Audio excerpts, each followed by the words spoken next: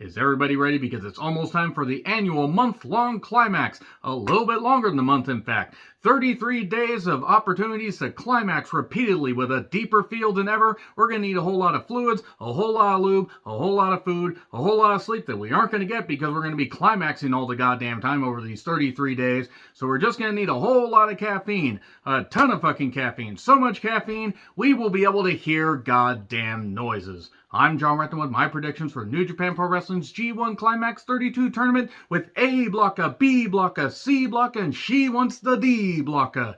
28 people gain the opportunity to climax for a month-long period, plus 3 days. Yeah, it's going to be an interesting field. There's also maybe 6 to 7 people that are actually in the running to win the goddamn thing. Despite the fact that the field is much more spread out with, 4 different blocks and 7 people, all human centipede together trying to climax all over each other, it's going to be really goddamn brutal. The janitorial staff over there, they're just going to be goddamn pissed. Doesn't matter what arena it's in, there's going to be a lot of mopping, a lot of scraping. Okay, I'm done making the climax jokes, except I'm not. But let me know your picks in the comments, please. Honestly, I really kind of wish they would have just stuck with A and B and maybe cut a few people out because there are a few that had really no business being involved in this tournament. My personal opinion. Also, I'm going to go over the schedule towards the end of this, and I'm going to talk about how I will end up doing these videos because I will be reviewing all of it, but because of work and because of other things that are going on, I may have to double up some of these. I may even have to triple them up. We will just see. So let's start with A blocka. It's Okada, the winner. There is no way that Okada is not going to win A block. But also Toru Yano, Jonah, Lance Archer, Tom Lawler, Filthy Tom Lawler being involved. That's good. I'm glad to see that. Jeff Cobb, who was in the running for to win the block last year. And Bad Luck No Knees Fale. Bad Luck Fale gets more than maybe 2 wins, and this is a fucking goddamn dumpster fire. Bad Luck Fale should be an enforcer. He should only be in multi-man matches. Bless Fale. I know that he has his own dojo, and he has knowledge to pass on, but in the ring, he can't fucking go anymore. So Okada's going to win. I think Tom Lawler is going to show off quite a bit. Please give Jeff Cobb another solid, sizable push here. He could be a great singles wrestler.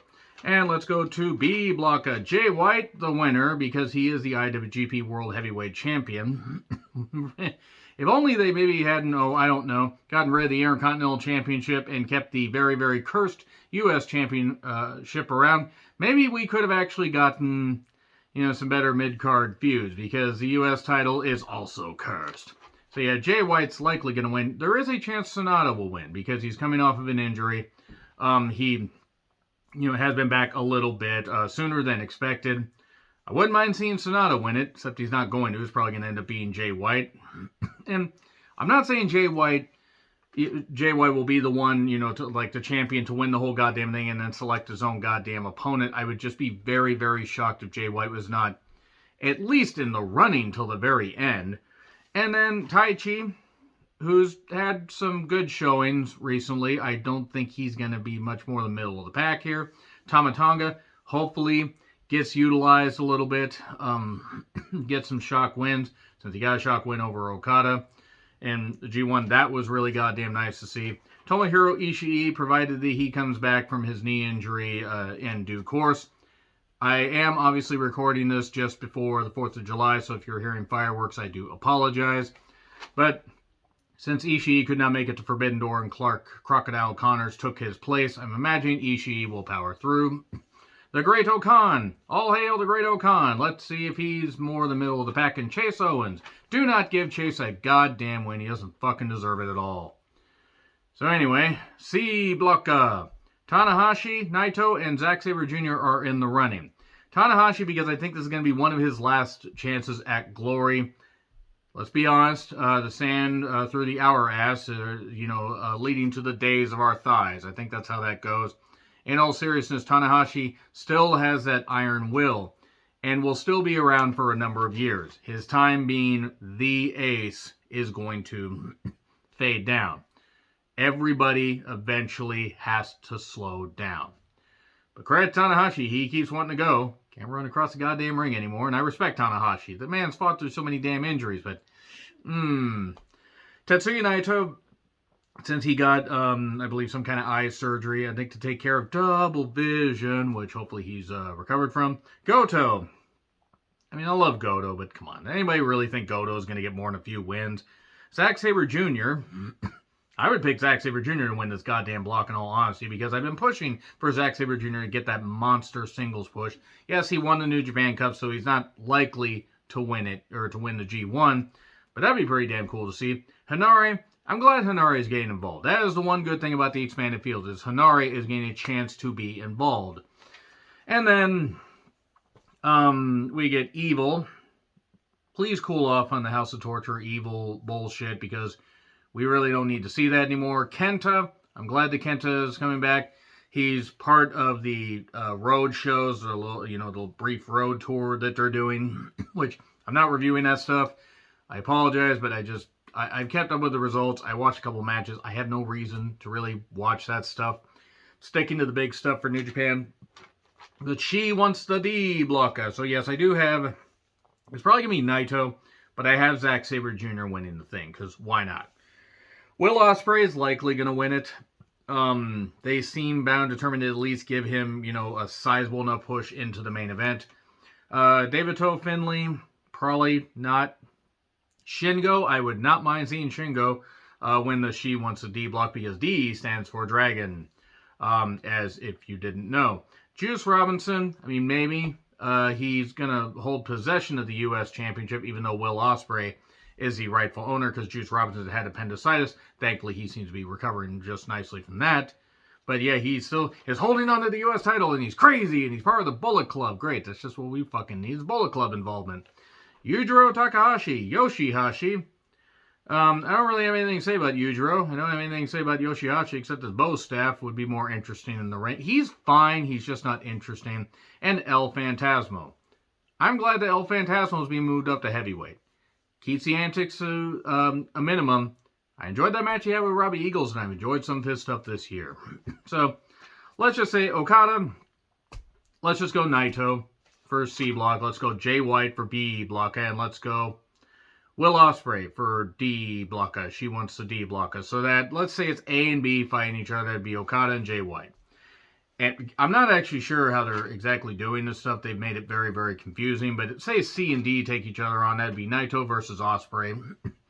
Okada winning the thing, actually, I would be okay with, because he has not won a G1 in a while. And at least I don't believe it. There's so many things that have blended together. But Okada winning the G1, actually, no, I take that back. He did win the G1 recently. What the fuck am I even talking about? I think Okada going, repeating as winner, I think would be the right call. I would like to fucking see that. But they could have Will Ospreay do it. But Will Ospreay versus Jay White doesn't exactly sound appealing. They got to go with a face. Zack Saber Jr. versus Jay White would be interesting, but I don't think they're going to feature Zack Saber Jr. like that. So let's go with Okada. Let's just say Okada repeats. Why the fuck not?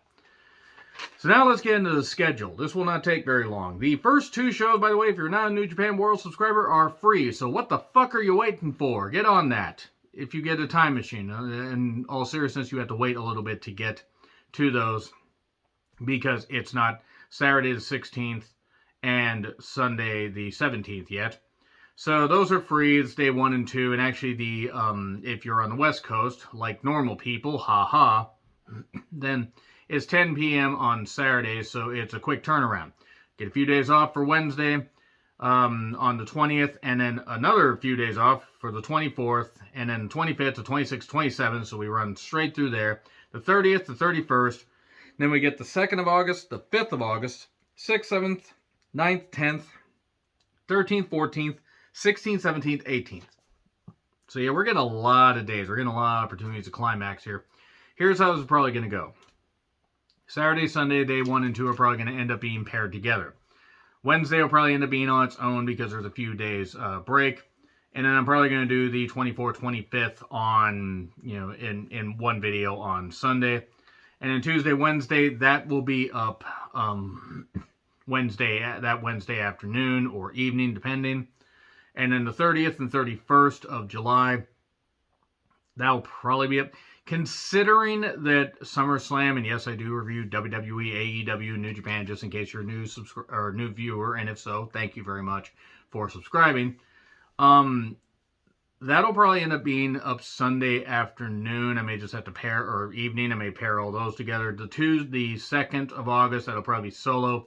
Friday, Saturday, Sunday, 5th, 6th, and 7th of August will probably be Human Centipede together. Tuesday, Wednesday, the 9th and 10th will probably be together.